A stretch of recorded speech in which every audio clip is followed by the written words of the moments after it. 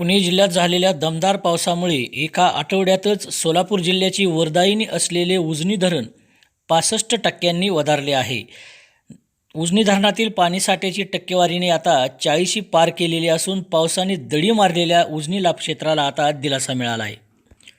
यंदा पावसाने ओढ दिल्याने वजा स्थितीत असलेल्या उजनी लाभक्षेत्रात मोठ्या प्रमाणात चिंतेचे वातावरण निर्माण झाले होते. मात्र मागच्या 7 दिवसांमध्ये भीमा खोरे, घाटमाता तसेच पुणे परिसरात झालेल्या पावसाने उजनी धरणात 65% जलसाठा वाढला असून हा प्रकल्प उपयुक्त पातळीत वेगाने भरत असल्याने सोलापूर जिल्ह्याला आता दिलासा मिळाला आहे. दरम्यान अद्यापही सोलापूर जिल्ह्यात पाऊस नाही. मात्र भीमा व नीरा नदीच्या खोऱ्यात दमदार पाऊस झाल्याने उजनी धरणासह नीरा खोऱ्यातील धरणांमध्ये पाणी वाढलेले आहे. त्यामुळे उजनीच्या लाभक्षेत्रात आता कही खुशी कही गम अशी स्थिती आहे. उजनी धरणाने उपयुक्त पातळीतील 40% उशिरा पार केले.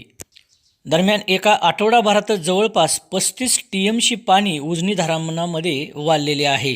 3 जुलै रोजी धरण वजा 27.85% अशा स्थितीत होते, तर 9 जुलै रोजी सायंकाळी ते उपयुक्त पातळीत 37.57% भरले होते. अद्यापही दौंड जवळून 57,000 क्युसेसने पाणी जलाशयात मिसळत असल्याने उजनी धरणाने टक्केवारीची 40 पूर्ण केली आहे. उजनीत सध्या एकूण पाणीसाठा हा 83.79 TMC इतका असून यातील उपयुक्त पाणी हे 20.13 TMC इतके आहे.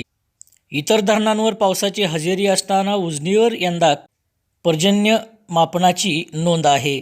1 जूनपासून केवळ 79 मिलीमीटर पाऊस येथे झाला आहे. मात्र भीमा खोऱ्यातील दमदार पावसामुळे उजनी प्रकल्प झपाट्याने वधारला आहे. यामुळे सोलापूर जिल्ह्याला आता चांगलाच दिलासा मिळाला आहे.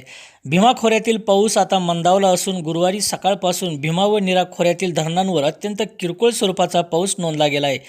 ज्यामुळे ज्या धरणांमधून पाणी सोडले जात होते ते आता बंद करण्यात आले आहे.